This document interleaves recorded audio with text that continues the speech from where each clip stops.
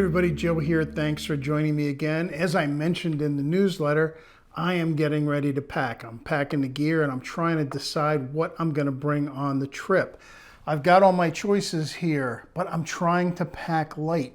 It's going to be a lot of switching in trains. I don't want to be carrying a lot of gear.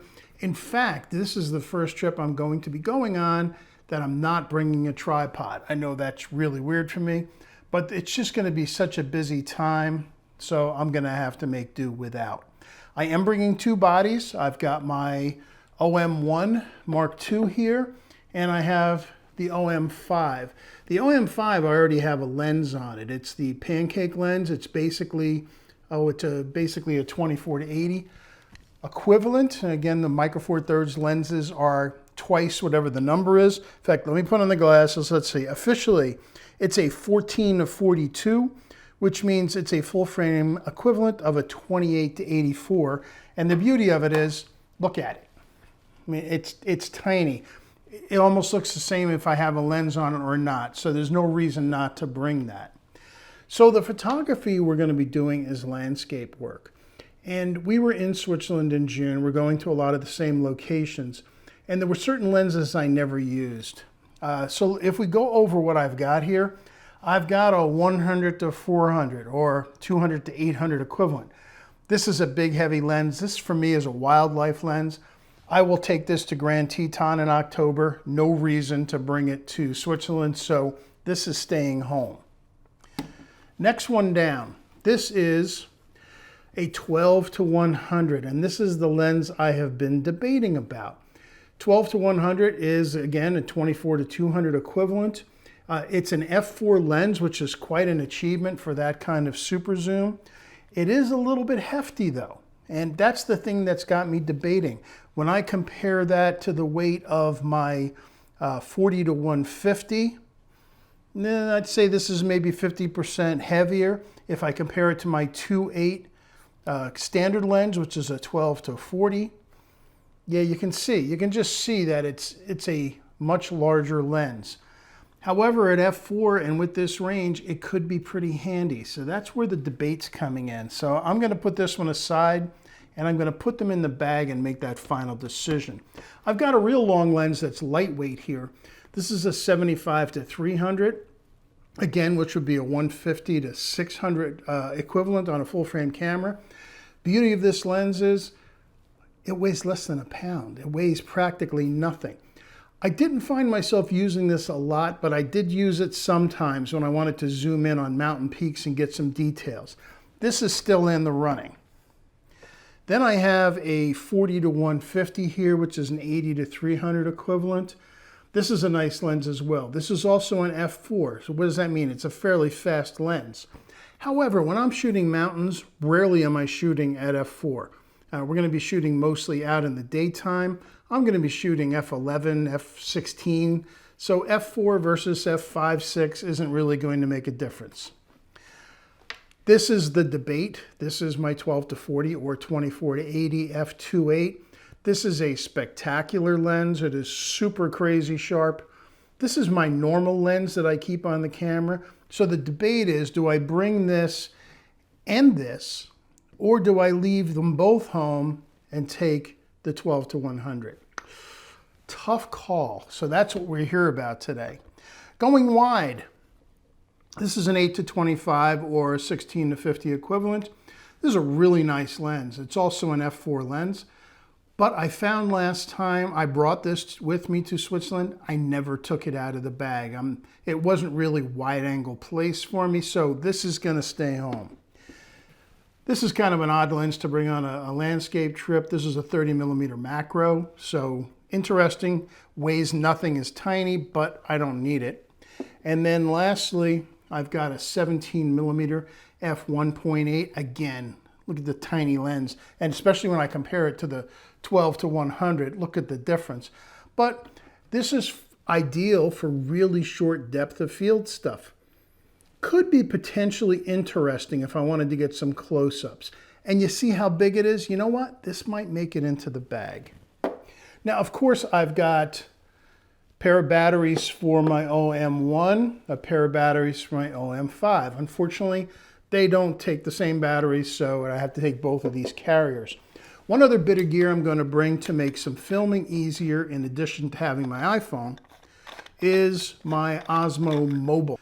And this is a gimbal head video camera. It shoots 4K video. It's actually pretty amazing. I actually have it in a big case. The thing's actually half the size of this, but it shoots incredible video, and I can walk around, and since it's a gimbal head, I can do things like this, even kind of zoom along. I don't know why I do that this trip, but you can see the head follows it.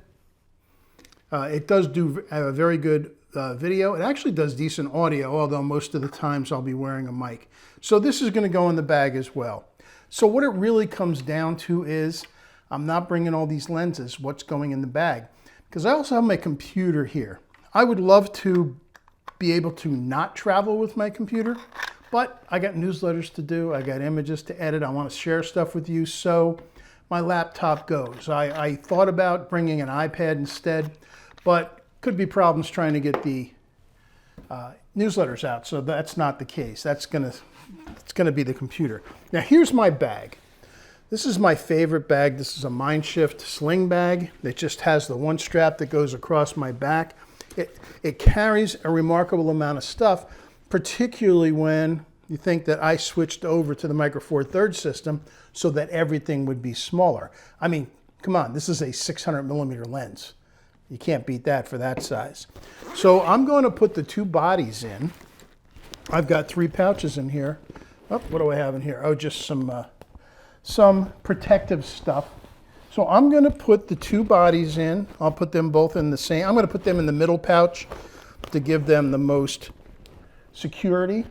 I'm going to put one of the cloths in between the 2. And I'll put the other OM5 facing it. So just using up the middle pouch. So let's take a look. I'll bring it this way. Let's get the lenses out of the way here. So going here, I've got both cameras in this center pouch. So I have all this room over here, and it's pretty deep. So what's going to go? Is it going to be the 12-100, or am I going to bring my 12-40 f2.8? I love this lens. I hate the thought of not bringing it with me.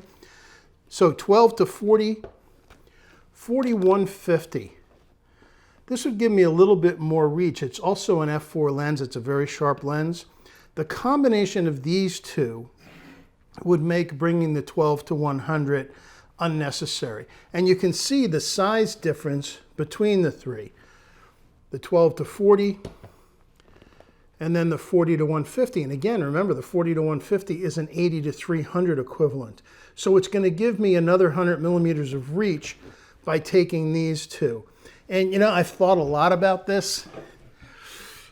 I really hate the idea of leaving my 12-40 at home. I think it wins. I think this combination is going to give me from 24 to 300mm in 2 relatively small lenses. So I think the 12-100 is going to stay home. It's a nice lens. Again, it's an f4, which is impressive for that range, but it's a fairly big and heavy lens. I don't need 600mm. Could it fit in the bag? Yes, but that's not the point. I do have foam cases for each of my lenses, but I'm just going to throw them in here for now, just so we can see the finished bag. And I'll throw in the batteries and the battery chargers. And you know what? I'm going to bring the 17-1.8. Why not? It doesn't take up any room, and who knows? It might prove to be interesting. I mentioned also that this is going to go, and my computer, along with its charger and an external drive. You wouldn't think that this bag's going to fit all this stuff, but look at this, it actually does. And I still have room, so if we take a look inside, the cameras and the batteries are here, the 3 lenses are here, the little Osmo gimbal head is here. Do I need, and my computer's in here as well. I could throw in my computer chargers, etc., but there's also an external pouch on here, and this is normally where I keep my AC power for the computer. So, you know, I think that's it. I think that's going to be the combination. I was really tempted to bring the 12-100, but its size and weight just kind of overrides something that's going to involve a lot of air travel and train travel and some hiking out on some of the trails. So there we go. That's the decision. I've got 2 cameras. I've actually got 3 lenses with me, the 17, the 12 to 40, and the 40 to 150. It's going to give me a complete range and allow me to do everything that I want to do. So there we go. Everything fits in this bag and it just gets thrown over my shoulder. And that's it. I'm ready to travel. So these are staying at home.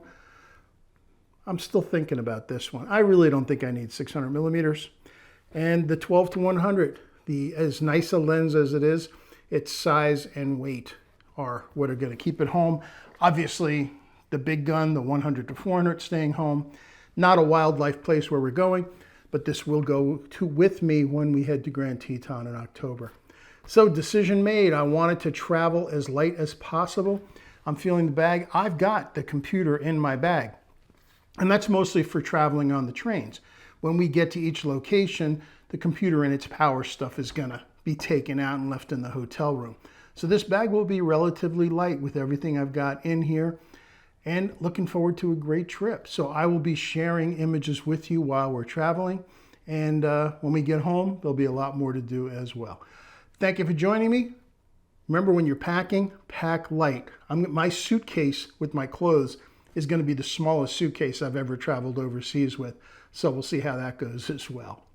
Thanks for watching. Be well. Have a great week. Bye-bye.